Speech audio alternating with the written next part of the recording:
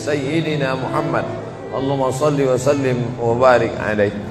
Yang sama-sama kita hormati Bapak Ketua beserta seluruh pengurus Masjid Al-Qalam, hadirin hadirat, muslimin muslimat, alim ulama, cerdik pandai, tokoh masyarakat. InsyaAllah kita semua dimuliakan Allah Subhanahu wa ta'ala. Amin ya rabbal alamin. Judul kita subuh ini sebagaimana tertulis, untuk apa kita hidup. Itulah agaknya yang dibicarakan ibu-ibu di atas sampai ribut betul. Untuk apa kita ini hidup? Pertanyaan ini tidak bisa dijawab oleh akal manusia. Makanya Sokrates, seorang filosof dulu Yunani, berkata, itulah agaknya yang dibicarakan ibu-ibu di atas sampai ribut betul. Untuk apa kita ini hidup? Kata, untuk menjawab mengapa kita hidup, perlu hidup 500 tahun lamanya. Tak cukup umur berpikir untuk apa kita hidup. Sampai akhirnya karena tidak sanggup akal itu menjawab, maka diutuslah Nabi Muhammad sallallahu alaihi wasallam. Mata saya hanya bisa melihat apa yang ada dalam masjid ini saja. Saya tak tahu berapa banyak jamaah di luar. Maka karena mata ini terbatas, saya ini manusia yang lemah. Telinga juga hanya bisa mendengar apa yang dibicarakan sekeliling dan atas saja. Apa yang dibicarakan orang di luar sana saya tak tahu. Maka saya manusia yang lemah. Akal juga begitu, tidak bisa menangkap saya ini habis mati nanti mau kemana. Maka saya manusia lemah.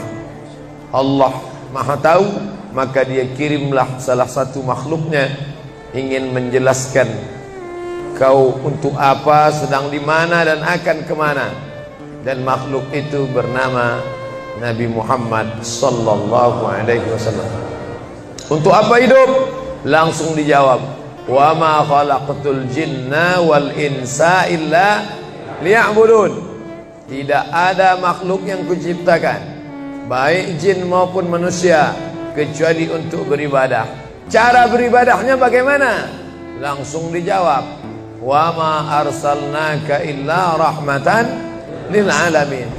Bagaimana cara perbuatannya? Langsung dijawab, laqad kana lakum fi rasulillahi uswatun hasanah. Maka Al-Quran itu menjawab pertanyaan-pertanyaan. Yas'alunaka 'anil mahid, mereka bertanya kepadamu tentang perempuan haid. Qul huwa adza, katakan itu kotor, tidak baik. Yas'alunaka 'anil yatama, mereka bertanya kepadamu tentang anak yatim. Yas'alunaka 'anil khamri wal maisir, mereka bertanya kepadamu tentang khamar dan judi. Yas'alunaka madza yunfiqun, mereka bertanya kepadamu apa yang mesti mereka sedekahkan. Yas'alunaka 'anil ruh, mereka bertanya kepadamu tentang ruh. Qulir ruhu min amri rabbi, katakan ruh urusan Allah Subhanahu wa taala.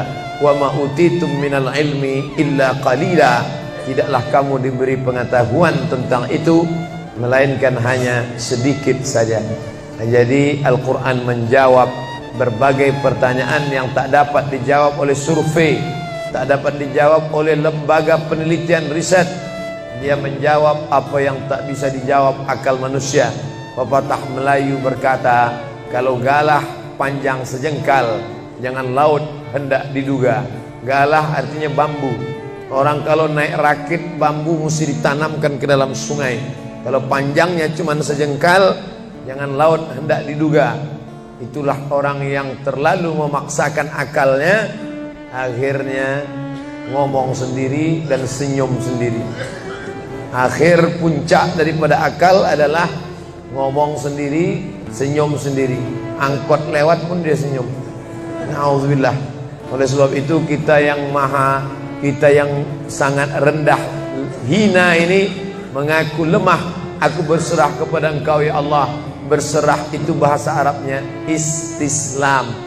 Makanya kita ini tadi mengaku di hadapan Allah hanifan musliman. Aku condong kepada kebenaran, musliman, dan aku hanya berserah diri kepada Engkau ya Allah ya Rabbal Alamin. Makanya apa kata Allah kita ikut. Padahal ini akhir pekan, weekend, maunya santai, tapi kita ikut apa kata Allah Subhanahu wa taala. Bangun subuh ikut. Padahal ini mestinya santai di rumah, tidur-tiduran, membalaskan sakit hati hari Senin, hari Selasa, hari Rabu, hari Kamis, hari Jumat. Ini hari Sabtu, tapi justru hari Sabtu bersusah payah, berdingin-dingin di luar. Bahkan kabarnya jam 3 sudah ada yang datang ke masjid ini. Bahkan ada yang mabit di samping danau. Bayangkan itu. Orang mabit di Musdalifah, yang mabit di samping danau. Oleh sebab itu maka ini apa yang membuat makhluk ini bisa begini? Itu semua adalah orang-orang yang mengerti untuk apa kita hidup. Karena hidup adalah untuk beribadah. Bangun tadi dari tidur langsung beribadah. Buka mata, ibadah pertama adalah zikir. Alhamdulillahillazi ahyana ba'dama amatana wa ilaihin nusyur. Masuk kamar mandi, tempat najis, kotor, bau, kotoran, tempat setan, tapi tetap menjadi ibadah. Dalam WC-nya pun ibadah. Dia masuk lagi ke kiri, dia katakan Allahumma inni a'udzubika minal khubusi wal khaba'is. Keluar dari kamar mandi itu ibadah juga. Dia langkah kaki kanan, dia katakan ghufranaka, ghufranaka, maafkan aku ya Allah. Mengapa dia minta maaf keluar dari WC? Karena selama di WC dia tidak menyebut Allah. Lidah yang diciptakan untuk beribadah, selama di dalam tidak beribadah, maka ibadah di dalam WC hanya hatinya saja berzikir. Tak boleh menyambut seruan azan. Terdengar suara azan masuk ke WC, Allahu Akbar, Allahu Akbar, Allahu Akbar. Oh, tak boleh. Tak boleh mengucapkan salam. Assalamualaikum, Nabi diam. Assalamualaikum, Nabi diam. 3 kali diucap, Nabi diam.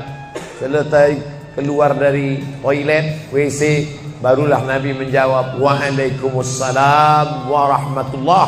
Karena tidak boleh menyebut nama Allah, maka minta ampun keluar dari WC.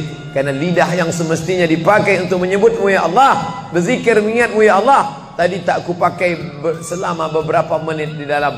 Maka dia katakan ghufranaka. Lalu kemudian melihat wajah di cermin, mana tahu ada kotoran di mata. Jangan sampai kita berjumpa sama orang di masjid, orang senyum, kita senyum, yang disenyumkan orang kita. Maka lihat dulu baik-baik. Maka ketika melihat wajah, dia pun menjadi ibadah. Allahumma kama hassanta khalqi fahassin khuluqi. Sebagaimana kalau kau sudah perbaiki bentuk ciptaanku ini menjadi sempurna, maka perbaikilah akhlakku ya Allah. Lalu setelah itu berangkat dari rumah menuju masjid, beribadah juga. Bismillahi tawakkaltu ala Allah, la haula wala quwata illa billah. Setiap langkah kaki ke Masjid Al-Qalam ini bernilai 1 langkah menghapus dosa. Langkah kedua mengangkat derajat. Langkah ketiga menghapus dosa. Langkah keempat mengangkat derajat.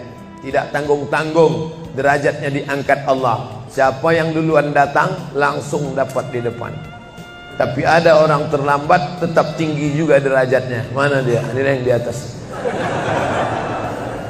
Siapa bilang perempuan direndahkan, dihinakan? Perempuan dimuliakan. Mana contoh perempuan dimuliakan? Kalau mau tahu, datanglah ke Masjid Al-Qalam. Perempuan dimuliakan. Bapak Ibu yang dimuliakan Allah, masuk ke dalam masjid, langkah kaki kanan, Allahumma inni as'aluka min fadlik. Itu doa nanti keluar. Tapi ketika akan masuk, apa doanya? Allahumma ya Allah, iftahli, bukakan untukku abwaaba rahmatik, pintu rahmatmu, bernilai ibadah. Duduk berzikir, jangan ngobrol, jangan cerita. Foto Pak Ustaz, sikit-sikit boleh. Lalu kemudian selama itu tertulis tadi di atas. Itulah hebatnya masuk ke Masjid Al-Qalam, tidak hanya mendengar ceramah, dapat pengajian. Ketika saya masuk tadi, dengar suara azan, ada tulisan hadis riwayat Al-Bukhari. Siapa yang mendengar seruan azan lalu menyambut seperti bunyi yang diucapkan muazzin, kecuali pada hayya 'alas shalah, hayya 'alal falah, dia baca la haula wala quwata illa billah, ditutup dengan doa wasilah. Allahumma rabb hadhihi ad-da'wati tammah was-salatil qa'imah, dimintakan untuk Nabi Muhammad, ati sayyidana Muhammadanil wasilah wal fadilah wasyarafa wad darajatal aliyatar rafi'ah. Yang kelima, wa ba'athallahumma maqaman mahmuda alladzi wa'adtah innaka la tukhliful mi'ad. Maka kata Nabi, halat laku syafaati yaumal qiyamah, layaklah dia mendapat syafaatku hari kiamat. Makanya selama duduk di depan tadi tak ada satupun yang ngobrol, semuanya menyambut seruan azan. Allahu Akbar, Allahu Akbar, Allahu Akbar, Allahu Akbar. Ada kawan sebelah ngajak ngobrol, gimana bro program mancing kita? Allahu Akbar, Allahu Akbar. Nah, cerita tak tentu arah. Ini kita sedang beribadah kepada Allah Subhanahu wa ta'ala. Lalu kemudian selesai azan, salat sunat yang balasan pahalanya khairum minad dunya wa ma fiha, lebih baik daripada dunia dan seisinya. Apa itu? Qabliyah subuh. Sampai-sampai andai terlambat qabliyah subuh, tetap boleh dilaksanakan setelah subuh. Habis salat subuh barulah dilaksanakan qabliyah subuh. Tapi kalau sudah sama-sama ngaji, tapi kalau nanti pulang kampung, justru sekarang orang di kota ngaji, di kampung tidak ngaji. Zaman dulu di kampung ngaji, di kota tidak ngaji. Sekarang dunia sudah mau kiamat. Di kampung orang ngaji, di kampung orang tidak ngaji. Kenapa? Parabola masuk desa. Oleh sebab itu maka kalau di kampung itu tidak ada pengajian, mereka tidak tahu bahwa qabliyah subuh diganti setelah subuh. Nanti pas mau bulan puasa pulang kampung, jangan qabliyah subuh setelah subuh. Karena nanti begitu mereka lihat, loh apa tuh? Sejak tinggal di Bekasi ikut aliran sesat. Dan dia tidak tahu bahwa sholat qabliyah subuh itu jangan sampai tinggal. Andai tertinggal, tetap dilaksanakan setelah sholat subuh. Ayatnya diatur. Ayat pertama, qul ya ayyuhal kafirun. Ayat yang kedua, qul huwallahu ahad, Allahu samad, lam yalid wa lam yulad wa lam yakul lahu kufuwan ahad. Andai masuk ke dalam masjid, kebetulan jamnya langsung nampak kelihatan, iqamat tinggal 2 menit lagi, iqamat 2 menit, tak mungkin sholat 4 rakaat. Pilihannya tahiyatul masjid atau qabliyah, qabliyah atau tahiyatul masjid. Kalau melaksanakan tahiyatul masjid tidak dapat qabliyah, tapi kalau melaksanakan qabliyah automatically dapat tahiyatul masjid. Oleh sebab itu andai terlambat, waktu tinggal 2 menit, maka laksanakanlah qabliyah subuh. Tapi jangan gara-gara ini terlambat terus. Yang paling afdal cepat datang. Apa kata jamaah? Yang lambat kan ustaz, kami cepat datang. Bapak ibu yang dimuliakan Allah Subhanahu wa ta'ala, selesai itu salat subuh. Kalau qabliyahnya lebih baik daripada dunia dan seisinya, apalagi salat subuhnya. Begitulah.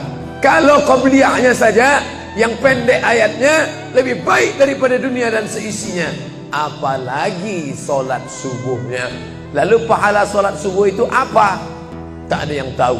Makanya kata Nabi, lau ya'lamuna ma fil atamati was subhi, andai mereka tahu pahala solat subuh berjamaah, la atauhuma habwan, mereka akan datang ke Masjid Al-Qalam walaupun merangkak, habwan, lumpuh, sakit kakinya, dia akan datang. Kursi roda tak ada, yang mendorong tak ada, datang dia ke masjid ini walaupun merangkak. Kenapa mereka tidak datang? Karena mereka tidak tahu. Kenapa mereka tidak tahu? Karena mereka memang tidak cari tahu dan tak mau tahu. Dan sampai masanya mereka nanti akan menyesal saat melihat orang-orang mendapatkan balasan. Muttaqiina fiha 'alal araik, mereka duduk di atas kursi-kursi istana surga, tersenyum melihat orang-orang yang dulu tak peduli pada salat subuh, Mudah-mudahan kita semua istiqomah insyaallah. Jadi Ustadz, kalau hidup ini cuma untuk ibadah, sholat, masjid, baca Quran, zikir, gimana kami mau mencari nafkah? Gimana kami mau buka ruko? Gimana kami mau bisnis? Gimana kami mau tanam kelapa sawit? Gimana kami mau proyek batubara? Gimana kami mau ternak ikan? Ini mesti dipahami bahwa ibadah itu dibagi dua. Satu namanya ibadah mahdah, pure, original, murni, tidak bercampur dengan apa-apa. Yang satu lagi tidak ibadah tapi bernilai.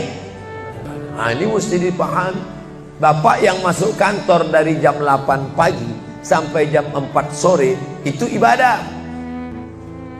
Karena kalau itu tidak ibadah, habislah waktu kita. Makanya yang bekerja niatkan ibadah. Sehingga kalau istrinya nanya, "Mas kok lama pulang?" Ibadah nih, Mas. Tapi jangan gara-gara ini di kantor itu ibadah, lalu ketika azan di masjid kantor berkumandang, hayya 'alas shalah,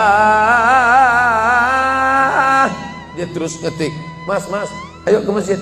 Enggak, ini pun juga ibadah. Kau ibadah aja ke sana, aku ibadah di sini.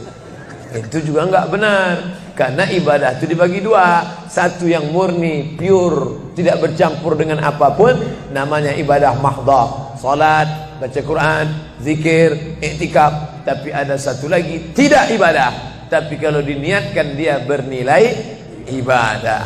Termasuk ibu-ibu yang hamil 9 bulan 10 hari, itu ibadah. Kalaulah 9 bulan 10 hari itu tidak ibadah, betapa tidak adilnya Allah. Masa kita yang duduk-duduk di masjid dapat pahala ibadah, dia yang muntahnya, yang ngidapnya tak dapat ibadah. Tadi malam begitu sampai di airport langsung SMS masuk, "Ustadz, keluar dari pintu berapa? Ini ada perempuan ngidam mau ketemu." Saya keluar dari pintu 4, kami sudah standby di pintu 4. Lantai berapa? Lantai paling atas. Oke. Sampai di sana lihat perempuan tidak pakai jilbab, pakai celana jeans. Saya udah mau marah. Ini kenapa? "Mohon maaf Pak Ustaz, non muslim." Astagfirullah. Rupanya non muslim hamil ngidam mau jumpa Ustaz Somad. Mudah-mudahan anaknya jadi anak soleh. Biasa. Allahu Akbar. Bernilai ibadah. Lalu yang dapat pahala dari itu siapa? Dari mana ibu-ibu hamil muda itu tahu saya? Kenal saya di mana? Padahal dia dari Jawa, saya dari Sumatera. Ternyata ada orang beribadah yang tidak kita sangka ibadah. Tidak ada rukun, tidak ada syarat, tidak ada wajib, tidak ada sunat, tidak ada makruh, tidak ada mubah. Apa ibadahnya? Ya ini, merekam ceramah ini. Merekam ceramah ini ibadah. Memoto itu ibadah. Bayangkan resiko tukang foto. Saya sampai sekarang tukang foto itu resikonya nanti setelah tua matanya gini.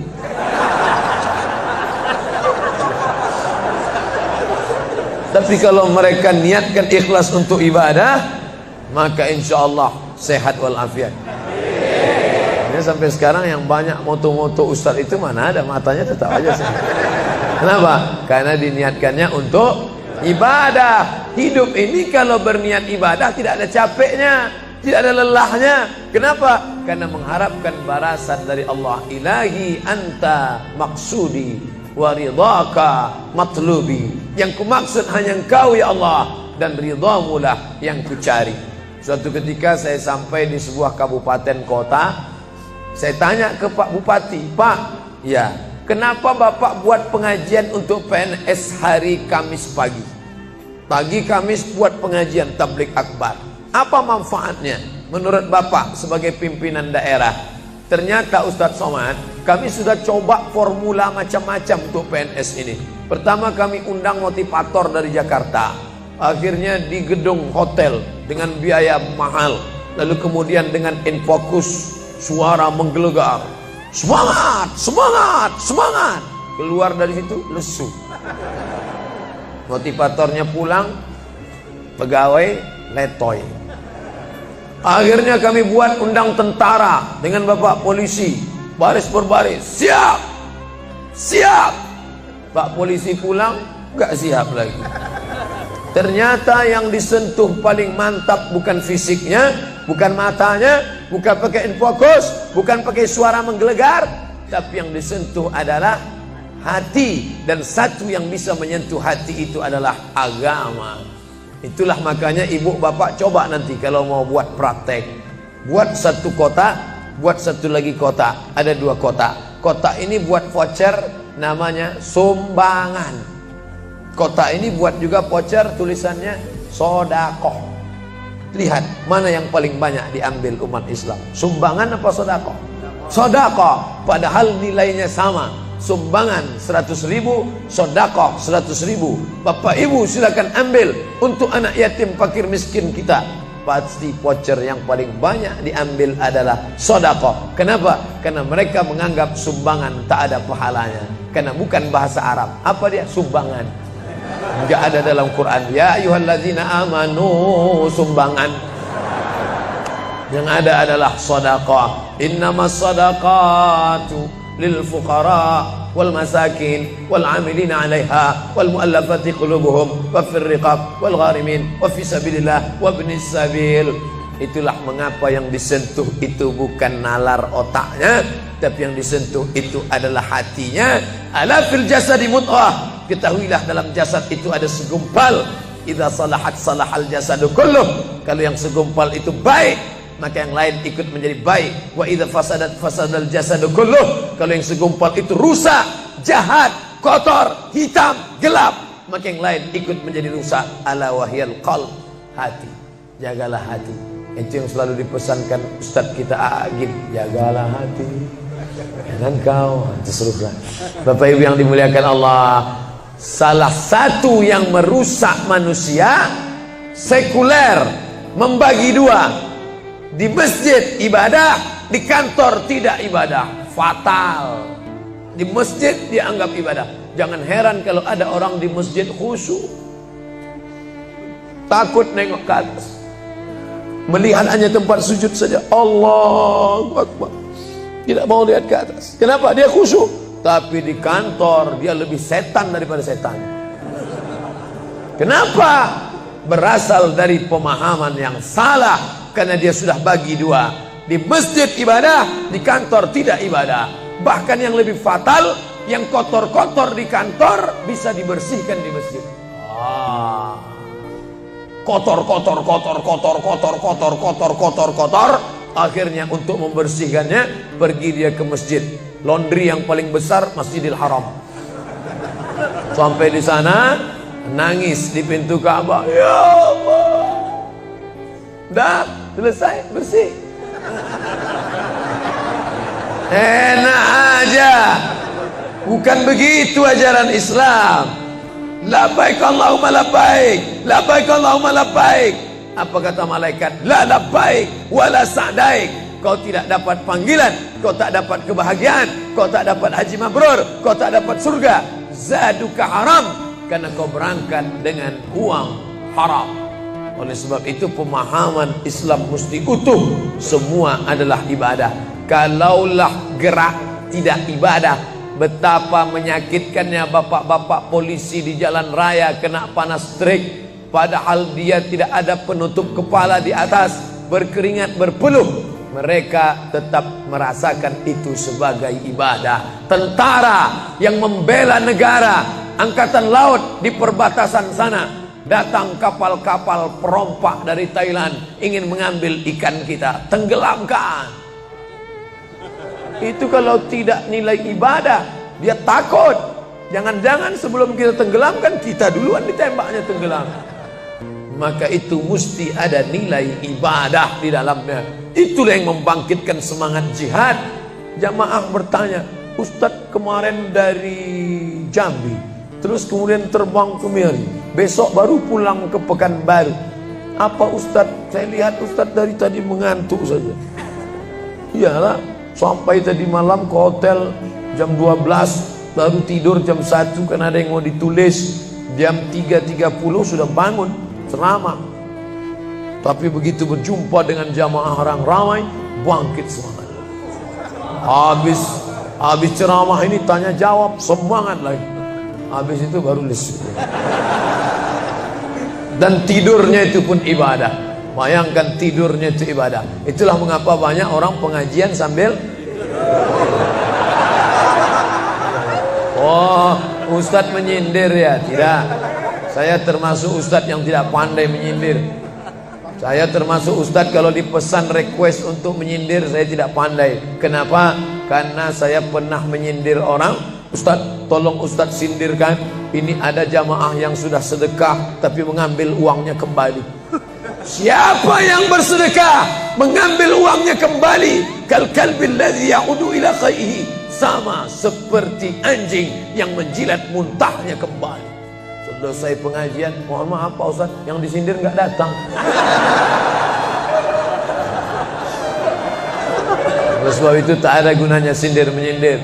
Kalau mau to the point, mana orangnya face to face, langsung saja tembak 12 pas, gol.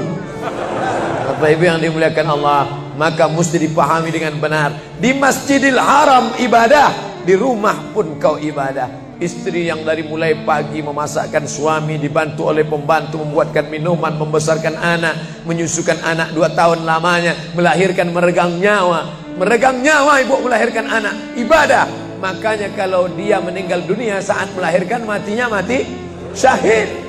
Saking senangnya suaminya mendapatkan seorang istri yang syahid, tak menangis dia. Begitu tegarnya bapak, tidak meneteskan air mata. Tidak Pak Ustaz, aku melepas seorang syahid, 3 syahid lagi siap menanti. Peace, damai. Biasanya ibu-ibu kalau bawa cerita ini, kalau gini pulang aja lah kita ya. Nah, bercanda. Serius sekali. Nah, tapi yang saya katakan tadi itu semuanya ibadah badan. Melangkah dari rumah, ibadah badan. Membukakan mata, ibadah badan. Mendengar ceramah, ibadah badan. Membaca Quran, ibadah badan. Berzikir, likulli sulama minkum sadaqah. Setiap tulang-tulang sendi ada sedekahnya. Subhanallah, subhanallah, subhanallah, subhanallah, subhanallah, subhanallah. Itu ibadah badan. Tapi ada bukan ibadah badan. Apa dia? Itulah yang 7 macam. Zakat, wakaf, infak, sedekah, wasiat, hibah, ghanimah. Nah, itu ibadah harta. Mana yang lebih banyak? Ibadah harta apa ibadah badan? Ibadah badan. Kalau ibadah harta tak banyak. Zakat, wakaf, infak, sedekah, wasiat, hibah, ghanimah, rampasan perang. Tapi kalau ibadah badan, setiap gerak adalah ibadah. Makanya kita mesti bergerak. Di kulli harakah barakah. Setiap ada gerak pasti ada berkah. Makanya tak boleh tidak bergerak. Air sumur kalau tidak ditimba, air itu akan busuk, butek, warnanya pun tidak ada seperti minyak di atas. Mata air mesti terus berganti. Darah harus tetap mengalir, jantung harus tetap berdetak. Makanya jangan pernah kosong dari aktivitas. Fa iza farata fansab. Selesai dari satu ibadah, pindah ibadah lain. Selesai ibadah tegak, pindah ibadah ruku. Habis ibadah ruku, pindah ibadah tegak. Habis ibadah tegak, pindah ibadah sujud. Habis ibadah sujud, pindah antara 2 sujud. Selesai sudah salat, lalu kemudian puasa. Selesai puasa, lalu kemudian berzakat. Selesai zakat, lalu kemudian mengitari Ka'bah. Subhanallah walhamdulillah wa la ilaha illallah wallahu akbar. Selesai itu melontar jumrah. Selesai itu menggunting rambut. Selesai itu berzikir. Tidak pernah kosong. Sampai kapan? Sampai malaikat maut mencabut nyawa. Dan ucapan terakhir yang keluar dari mulut adalah la ilaha illallah. Itulah jawaban tentang pertanyaan untuk apa kita hidup di dunia. Nanti kalau ada anak, ibu, bapak, tetangga, kawan, sahabat, andai tolan bertanya, untuk apa kita ini hidup? Tak usah jawab, putarkan aja videonya. Itulah enaknya zaman sekarang. Kalau dulu mesti diingat. Saya dulu pulang sholat Jumat, mak saya manggil, sini, ya mak, ceritakan apa isi khutbah khotib tadi di masjid. Gini. Itulah awal saya ceramah. Jadi saya paham mengapa saya menjadi ceramah sekarang. Dan saya tidak pernah merasa menceramahi bapak ibu. Saya tidak pernah merasa mengguru-gurui. Saya hanya seperti seorang anak sedang bercerita pada ibunya saja. Tadi mah kata khotib itu begini. Anak sekarang enggak. Apa kata khotib tadi? Ini MP3-nya.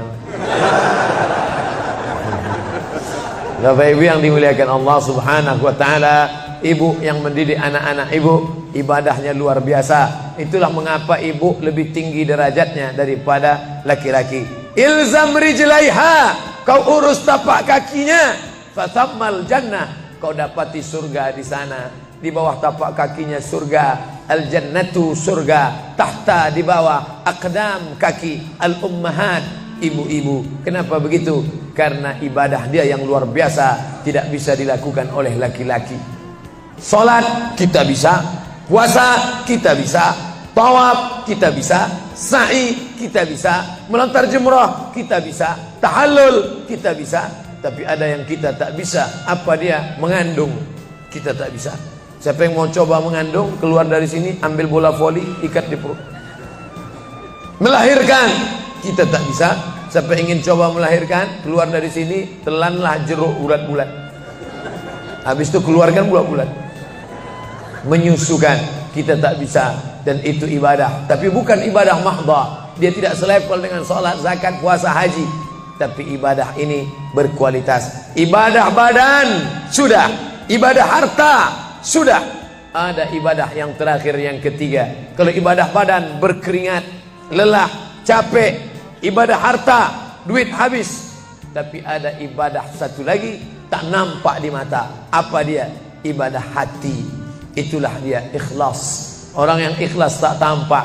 Ikhlas, ridha, qanaah, tawakal, zikir, muhasabah, muraqabah, tazkiyatun nafs, mensucikan hati dari penyakit hati, riya, sum'ah, takbur, sombong, hasad, busuk hati.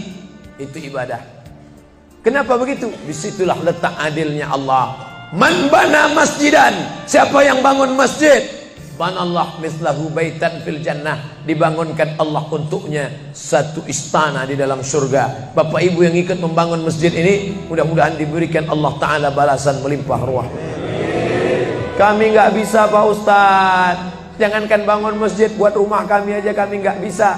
Allah Maha Adil. Kalau kau tidak bisa dengan ibadah harta, maka engkau dengan ibadah tangan. Apa dia? Ikut gotong royong masjid. Nampak ada pembangunan masjid, ikut ngecornya, pasangnya. Tapi dengan syarat menyelesaikan masalah. Jangan buat masalah. Man shalla isnatai asyarata raka'ah, siapa yang salat 12 rakaat fil yaumi wal lailah, sehari semalam, bunyalahu bihinna baitun fil jannah, dibangunkan untuknya satu istana di dalam surga. Sama macam orang yang bangun masjid, salat 12 rakaat. Kamu bisa bangun masjid? Bisa. Bagus. Kamu? Saya nggak bisa. Amal saya apa? Tenang, ada amal. Allah Maha Adil. Salat 12 rakaat. 2 rakaat sebelum subuh, 4 rakaat sebelum zuhur, 2 rakaat setelah zuhur, 2 rakaat setelah maghrib, 2 rakaat setelah isya. 12 rakaat. Saya nggak bisa Pak Ustadz, sedang terbaring di rumah sakit, kaki sakit, kepala sakit, hati sakit, jantung sakit. Stop, jangan lanjutkan. Aku tak sampai hati mendengar penderitaan. Jadi amal saya apa Pak Ustadz? Ada satu amalmu. Apa dia? Ridha, menerima takdir Allah Subhanahu wa ta'ala. Sakit Pak? Tidak. Kenapa? Sakitku hilangkan hatiku ridha. Man lam yasbir bi balai, siapa yang tak sabar dengan bala ujianku, walam yarda bi qada'i, yang tak ridha dengan takdirku, falyatlub rabban siwaya, carilah Tuhan selain aku. Kau sabar, kau ridha menerima itu. Apa balasannya? Lebih hebat daripada balasan orang yang bangun masjid, lebih besar daripada balasan 12 rakaat salat. Innama yuwaffas sabiruna ajrahum bighairi hisab. Orang yang sabar itu balasannya bighairi hisab, tak dapat dihitung, tak dapat dikira, unlimited. Begitulah Allah Maha Adil. Untuk apa kita hidup?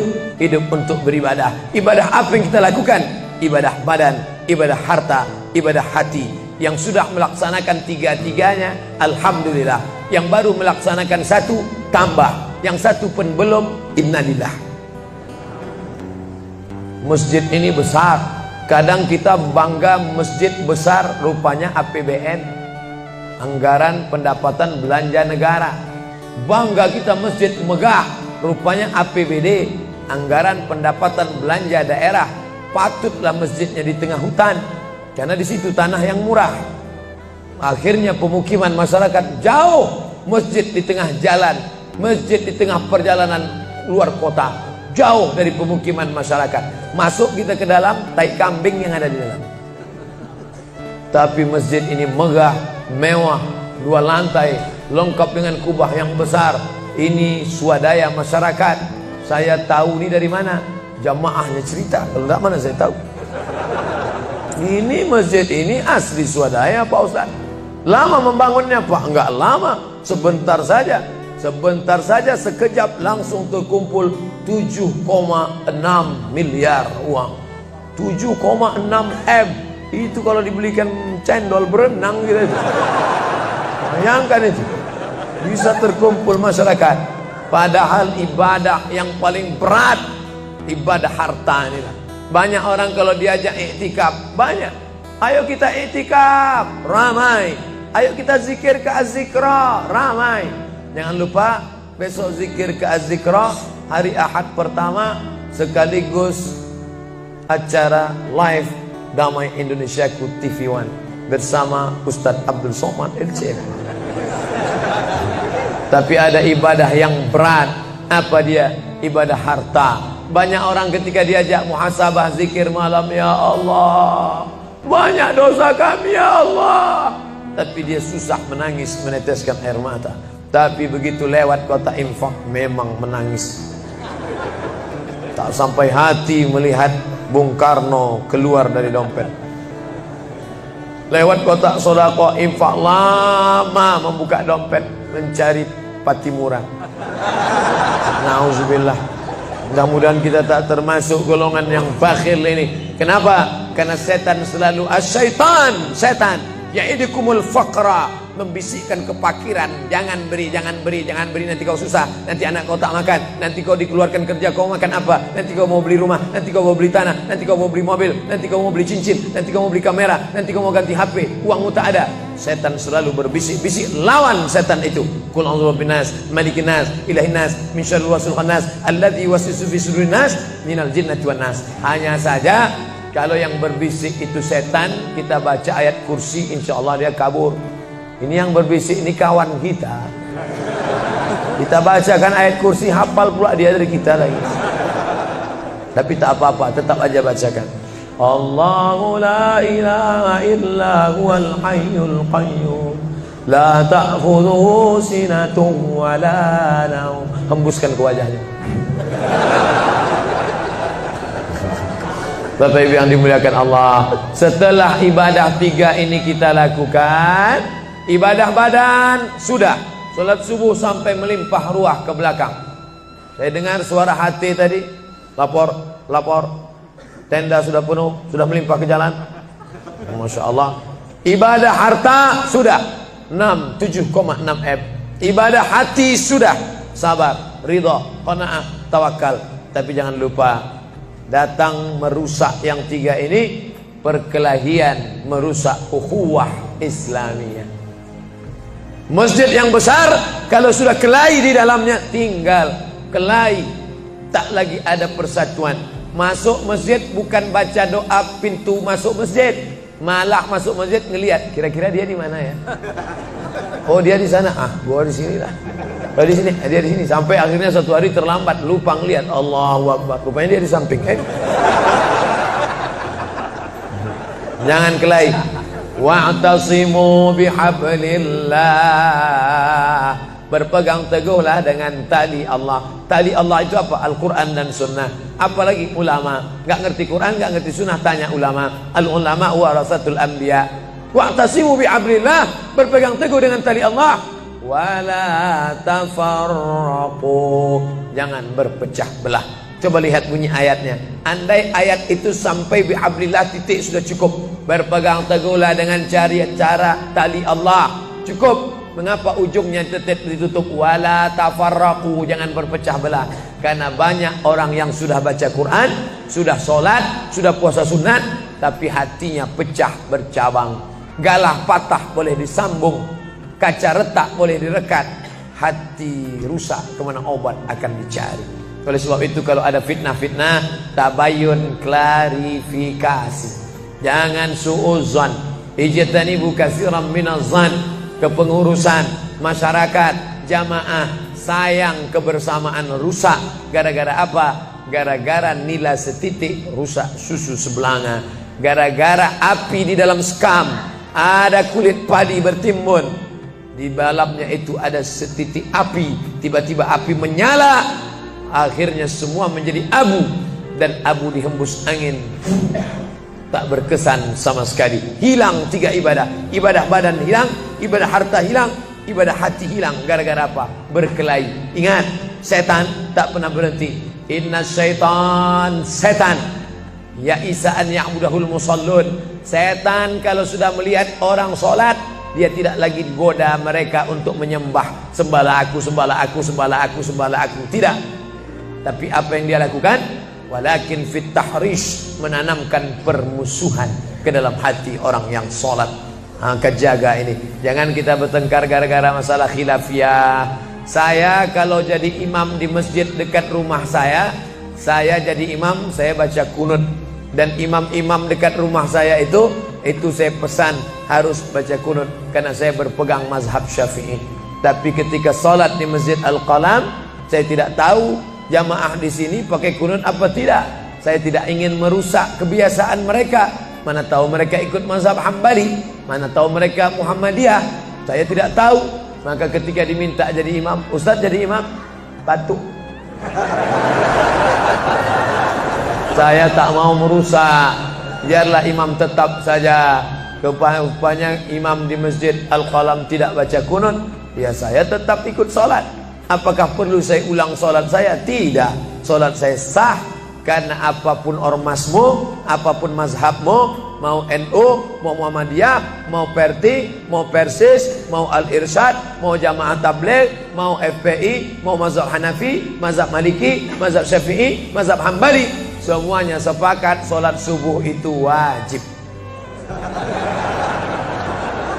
Jadi yang wajib aja kita laksanakan. Adapun perbedaan teknisnya, yang satu pakai usolli, yang satu nggak pakai usolli, yang satu ngangkat tangannya ke telinga, yang satu ngangkat tangannya ke bahu, yang satu bismillahnya jahar, yang satu bismillahnya sir, yang satu ayatnya panjang, yang satu ayatnya pendek, yang satu pas mau turun sujud tangan duluan, yang satu lutut duluan, yang satu duduknya tapak kakinya duduk di tapak kaki kiri, yang satu duduknya langsung pantatnya ke lantai, yang satu telunjuknya ngangkat sekali, yang satu berkali-kali.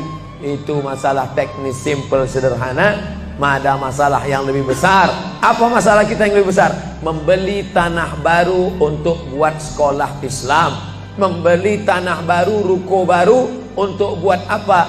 212 mat, kita mat. Orang Islam belanja di warung Islam. Alangkah indahnya, selesai acara sholat subuh bersama, pengajian bersama, selesai itu belanja beras minyak goreng bersama.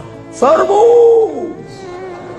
Sehingga bangkitlah ekonomi umat. Berapa pegawai bisa ditampung bekerja? Langsung membeli beras ke tempat-tempat tanaman masyarakat, sehingga mereka tidak menjadi korban rentenir. Musim menanam diulur, kasih pinjaman pupuk, pinjaman tanah. Masa musim manen ditarik, mereka menjadi korban rentenir lintah darat. Disedot darah mereka sampai kering dan mati.